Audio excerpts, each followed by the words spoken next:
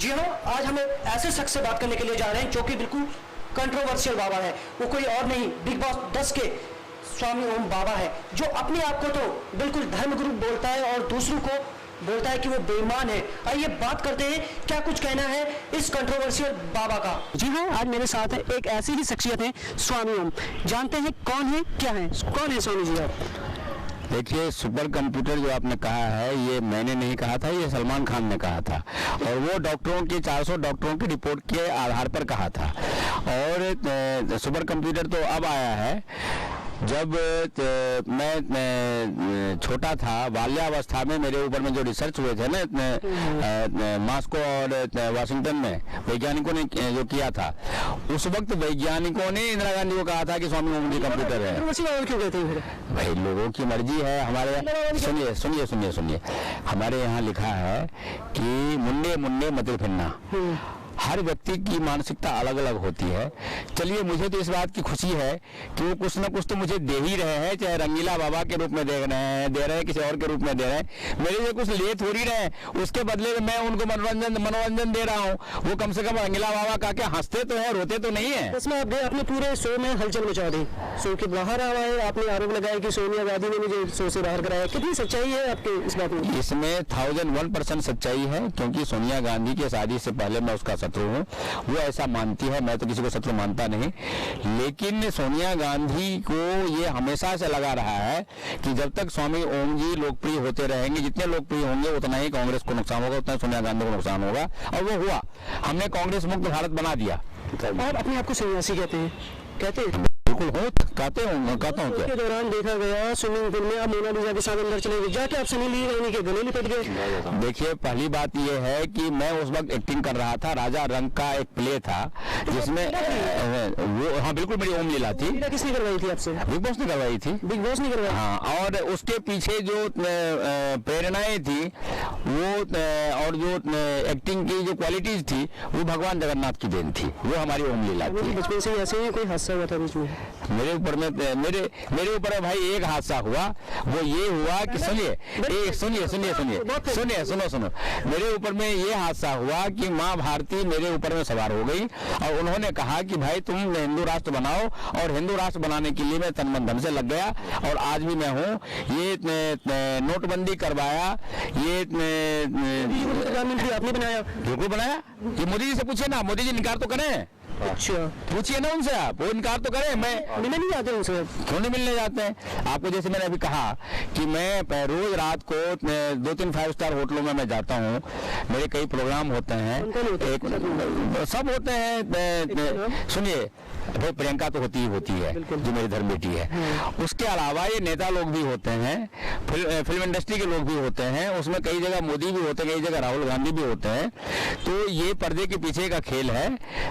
वो पब्लिकली हम उसको अनाउंस नहीं कर सकते। वो पब्लिक को अनाउंस करके नहीं जाते, वो प्रोटोकॉल को भी पीछे रख करके चलते हैं। वो सुनिए, बिग बॉस शो के दौरान देखा गया, आपने जब शो से बाहर आ पाए, आपने ड्रग्स का आरोप लगा दिया तमाम सारे लोगों पे। आपने कहा कि मैंने ड्रग्स नहीं लिए और सबने ड्रग्स लिए। इसमें कोई दोहराई नहीं। तो प्रियंका जग्गा ने भी ड्रग्स लिए? प्रियंका जग्गा सिगरेट पीती है। प्रियंका जग्गा सिगरेट पीती है। सिगरेट पीना, चूंकि उनके जो पति हैं वो कैनेडियन हैं और वो भी पीते हैं, तो अपने पति को खुश करने के लिए वो सिगरेट पीती है। सिगरेट पीना हानिकारक नहीं है, लेकिन कोकीन लेना, LSD लेना, ये सब चीजें हानिकारक है, स्वास्थ्य की दृष्टि से भी, समाज की दृष्टि से भी। जो ये लोग सब लेती थी और उसको पाने के लिए बिग बॉस उनका गलत इस्तेमाल करते थे, फिजिकल शोषण भी करते थे और उसे करवाती थी और आज भी करा रही है। आप ये देखिए ना, आज नीतिभा बिकनी में घूम रही है।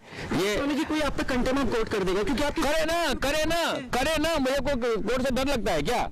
मुझे देखिए, मैं चीफ जस्टिस ऑफ इंडिया को मारने के लिए घर में घुस चुका हूँ।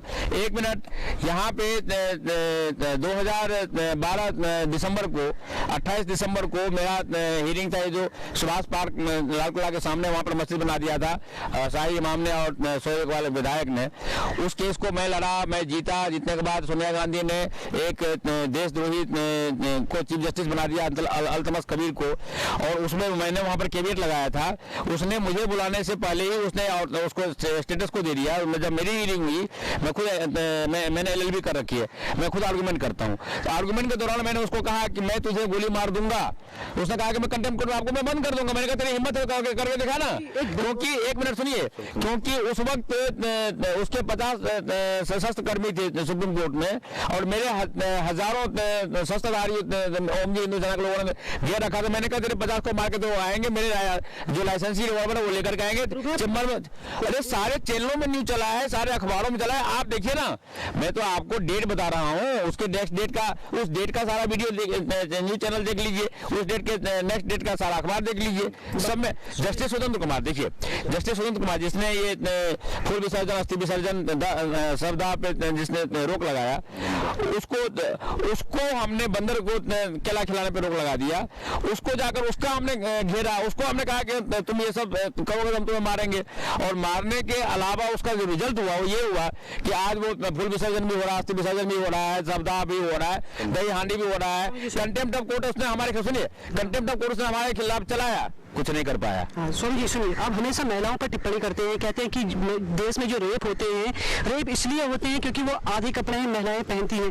इस तरीके की आप बयानबाजी करती हैं। देखिए हमारे यहाँ शास्त्र में लिखा है, यत्र नार्यस्तु पूज्यन्ते रमन्ते तत्र देवता। मैं खुद पूजा करता हूँ, अभी भी नवरात्रि गई है, मैंने 1008 कन्याओं का पैर धो करके उसका चरणामृत मैंने लिया है, और उस चरणामृत से लोगों के कैंसर, एड्स जैसे बीमारियां मैं ठीक कर देता हूँ। इतनी शक्ति उसमें आ जाती है। आपने बोला कि एड्स है, तो उनका एड्स आपने ठीक क्यों नहीं किया फिर? अब वो एड्स के लिए वो पहले मेरे पास में आकर के चरण धोए ना उन कन्याओं का, तभी तो एड्स से दूर होगा। अब वो उसको तो वो तो अपने आप को खुदा समझता है, तो उसका कोई क्या इलाज करेगा? वो तो वैसे भी कुछ सालों में जाने वाला है, अपना प्रैक्टिस कर चुका है वो एड्स वाले फिल्म में। वो एड्स फिल्म, उसने कहा मुझे कि मुझे एड्स है, इसीलिए मैंने एड्स फिल्म की ताकि दूसरों को एड्स ना हो जाए। लेकिन ये लोगों को वो ये नहीं बताता कि भाई परस्त्री गमन मत करो, शादी कर लो। मैंने इतनी बार उसको कहा तू शादी कर ले भाई। आपने तो ये तो कहा इस साल मैं सलमान की शादी करवा दूंगा। वो चेक कर ली भाई, वो तो डायलॉग था जो मेरे से बुलवाया गया था, वो मेरे से बुलवाया गया था। आप कहना चाहते हैं पूरा बिग बॉस ही फेक है? टोटली फेक है, और उसके लिए मैं केस करने जा रहा हूँ। देखिए अभी मैं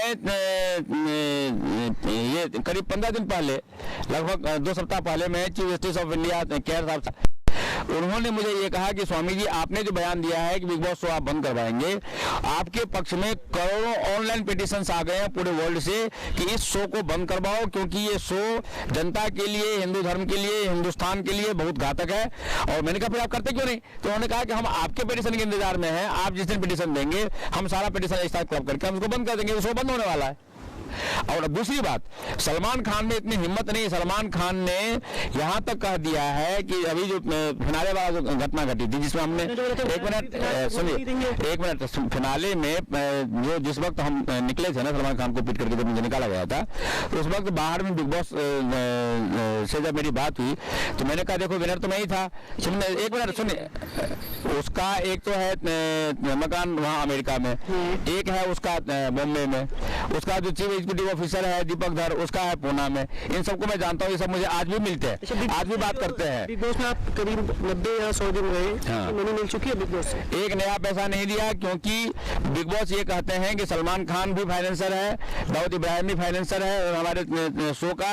उन लोगों ने ये कहा कि यदि तुम सामने उनको पैसा दोगे तो हम तुमको तुम्हारा बिग बॉस शो का सारा जो जितने भी फाइनेंसर सबको होंगे बिग बॉस शो हमेशा के लिए बंद हो जाएगा। मैंने उनको ये कहा कि भाई मुझे तो पैसा लेना आता है, मुझे अभी फुर्सत नहीं मिली है। उन्होंने मुझे 5 करोड़ ऑफ द रिकॉर्ड देने के लिए कहा था, 1 लाख रुपया पर डे था हिसाब से 5 करोड़ 90 लाख रुपया मेरा बनता है। मैं अब उनके खिलाफ केस करूंगा। 1000 करोड़ मैंने कमा करके उनको दिया है, वो 1000 करोड़ मैं उनसे ले लूंगा, मुझे लेना आता है। मैंने आपको पहले भी कहा था कि खुद को खुदा बंदे से तेरी रजा क्या है, मैं लेना जानता हूँ। 3 क्वेश्चन है। अगला देश का प्रधानमंत्री किसको देखते हैं? राहुल गांधी जी को देखते हैं? राहुल गांधी कभी नहीं बनेगा। अगला देश का प्रधानमंत्री स्वामी गांधी बनेंगे। अखिलेश यादव? कुछ नहीं, ये सब गए, इन सब का पत्ता हमने साफ कर दिया है कैंपेनिंग करके। छोटा आपकी पार्टी भी है? देखिए, एक तो ये हिंदू महासभा तो हमारी है ही। उसकी क्या है? एक मिनट ओजस्वी पार्टी जो आसाराम बापू की है, आसाराम बाबू जी की जो वहाँ है, हाँ, तो ओजस्वी पार्टी का मैं कार्यकारी ग्लोबल कार्यकारी अध्यक्ष हूँ। उसके अलावा मैं जो इलेक्शन लड़ूंगा, जो देखिए मेरा लक्ष्य है हिंदू राष्ट्र, प्रधानमंत्री बनना मेरा लक्ष्य नहीं है। यदि ये 2019 से पहले हिंदू राष्ट्र नहीं बनाते हैं तो अलायंस बनेगा, और उस अलायंस में वो लोग होंगे मेरे साथ में जो हिंदू राष्ट्र के लिए, जिनको मैं इंटरनली तैयार कर चुका हूँगा, और मैं प्राइम मिनिस्टर बनूंगा और मैं हिंदू राष्ट्र बनाऊंगा। हिंदू राष्ट्र बनाना मेरा लक्ष्य है, मैं बना करके रहूंगा। आप चमत्कार भी करते हैं? करता हूँ, मैं नहीं करता हूँ, परमात्मा कराता है। सुनने में ये भी आया पानी में चलते हैं, ये गवाह खड़े हैं। सर आपने देखा इनको पानी में चलते हुए? बिल्कुल, स्वामी जी को पानी में चलते देखा, शिवरा नदी में, कुंभ में देखा। चलिए आपने बिल्कुल मेरा हाथ पर खुद को लेकर गए, तांत्रिक सम्मेलन था। जो नहीं बना उसका वीडियो बना, आपके यूट्यूब पर भी एक वीडियो आता है, आप देखना। स्वामी जी वाटर लिखोगे, पानी चलते देखो, आएगा बिल्कुल आएगा। अच्छा स्वामी जी, आपका एक मूवी आ रही है, ठीक है, एक सन्यासी को क्या ये चीजें जायज है क्यों मूवी में? बिल्कुल जायज है, इसीलिए क्योंकि हिंदू लोग पिछले 55 सालों से हिंदुओं ने कभी हिंदू राष्ट्र बनाने के लिए एक नया पैसा नहीं दिया। ये मेरी ओम लीला है। ओम लीला का मतलब ये एक ही लीला है, उसके विभिन्न रूप हैं, विभिन्न रंग हैं उसके, और उस लीला का नाम है ओम लीला। जैसे कृष्ण लीला पहले हुआ था, अच्छा, कृष्ण लीला के बाद ये ओम लीला है। उस वक्त भी सुनिए, उस वक्त भी भगवान श्री कृष्ण ने गीता में कहा है, यदा यदा धर्म से ग्लानिर् भवति भारत अभ्युत्थानम् अधर्मस्य तदात्मानं सृजाम्यहम्। तो वही लक्ष्य मेरा भी है, धर्म का नाश करने के लिए हिंदू राष्ट्र की स्थापना करने के लिए ओम लीला मैं कर रहा हूँ, और हिंदू राष्ट्र की स्थापना करके ही जाऊंगा, इसमें कोई दो राय नहीं है। अच्छा, तो इस मूवी में किस तरीके का कैरेक्टर है स्वामी जी आपका? देखिए मैं सुनिए, उसमें मेरा रंगीला रूप है, इसमें कोई दो राय नहीं, आसाराम बाबू वाला नहीं है। रंगीला रूप है, रंगीला रूप जैसे अभी इन्होंने दिखाया, आप लोगों ने देखा ना एक छोटा सा सीन जिसमें एक लड़की बिक रही है, मेरे साथ में डांस कर रही है। सन्यासी को कोई बुराई नहीं भाई, कोई बुराई नहीं उसके, इसलिए इसमें कोई बुराई नहीं है क्योंकि मैं कुकर्म नहीं कर रहा हूँ। वो लड़की मुझे सेड्यूस करने की कोशिश कर रही है, सुन लीजिए। और एक मिनट सपोर्ट नहीं करते? नहीं, उससे कोई फर्क नहीं पड़ता। मैं ढोंगी साधु नहीं हूँ, मैं वो दिन में भैया रात को सैया वाला साधु नहीं हूँ। मैं दिन में भी बेटी बनाता हूँ, रात को भी मैं बेटी बना करके रखता हूँ, मेरा किसी के साथ में। और देखिए उसके बावजूद मैं इस बेटी के सामने मैं बोल नहीं सकता था, लेकिन फिर भी मैं बताता हूँ आपको कि मैंने वज्रोली क्रिया की हुई है। शायद आपको पता नहीं होगा वज्रोली क्रिया क्या होती है। वज्रोली क्रिया का मतलब ये होता है कि ईश्वर न करे कभी ऐसा कोई कंपटीशन मेरे सामने आ जाए तो मैं लाइन लगा करके हजारों लड़कियों को मैं थका दूंगा, मेरा कुछ नहीं बिगड़ने वाला। अच्छा जी, कुछ नहीं बिगड़ने वाला है। वज्रोली का मतलब होता है वज्र, वज्र कहते हैं पत्थर को, जैसे भगवान इंद्र के जो वज्र से, जैसे पत्थर के ऊपर में आप कितना भी पानी डालिए तो नहीं पिघलने वाला। ये भी आपकी इसमें एक लीला भी ये हम दिखाने वाले नहीं है, मुझे ये काम नहीं, मुझे फिजिकल रिलेशन या सेक्स नहीं करना है किसी के साथ में। तो निभाया है ना इसमें, आप ये कहना चाह रहे हैं? मैंने कैरेक्टर निभाना अलग बात है, रियल लाइफ अलग होता है, रियल लाइफ अलग होता है। रियल लाइफ में मैं पूरी तरह से ब्रह्मचारी था, हूँ और रहूंगा। स्वामी ओम जी की फ्यूचर प्लानिंग क्या है? फ्यूचर प्लानिंग है हिंदू राष्ट्र बनाना, उसके लिए जो मुझे करना पड़ेगा मैं करूंगा। उसके लिए प्राइम मिनिस्टर बनना पड़ेगा, प्राइम मिनिस्टर बनूंगा। उसके लिए राष्ट्रपति बनना पड़ेगा, राष्ट्रपति बनूंगा। उसके लिए एक्टर बनना पड़ेगा, मैं एक्टर बनूंगा। कुछ भी करना पड़ेगा, अल्टीमेट गोल है मेरा हिंदू राष्ट्र। अच्छा, जाते जाते मैं एक चीज बोलना चाहता हूँ, आप कहते हैं कि जब तीनों खानों की मूवी रिलीज होगी तभी आप अपनी मूवी रिलीज करेंगे। हर फिल्म के हर इन तीनों जो देशद्रोही हैं, तीनों नहीं बल्कि चारों, सैफ अली खान को साथ में लीजिए आप, जिन्होंने एक मिनट, जिसने अपने बेटे का नाम देखिए तैमूर रखा, जो इतना गंदा आदमी था, आक्रमणकारी था। ऐसा आदमी जो एक हिंदू बेटे का नाम तैमूर रखता है, ऐसे देशद्रोहियों का फिल्म मैं नहीं चलने दूंगा। यहां तक कि इन देशद्रोहियों का जहां कहीं भी मुझे पता लगेगा कि शूटिंग चल रही है वहां पर भी हमला करवाऊंगा। उसके अलावा जिस दिन इनकी फिल्म रिलीज होगी उसी दिन उसके बगल वाले हॉल में मेरी फिल्म रिलीज होगी, और मैं देखता हूं कि उनका फिल्म फ्लॉप जाएगा, मेरा फिल्म सुपरहिट जाएगा। फेंकते तो होते हैं, फेंकने की हमको जरूरत नहीं है, आगे आने वाला वक्त बताएगा ना। आप ये देखिए, यदि सुनिए, यदि ये फेंकना होता, मैंने कहा कि मैंने सलमान खान को पीटा।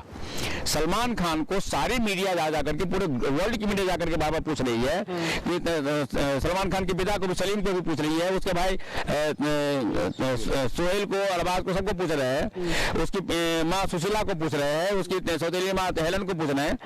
किसी ने आज तक ये नहीं कहा कि स्वामी ओम जी ने नहीं मारा।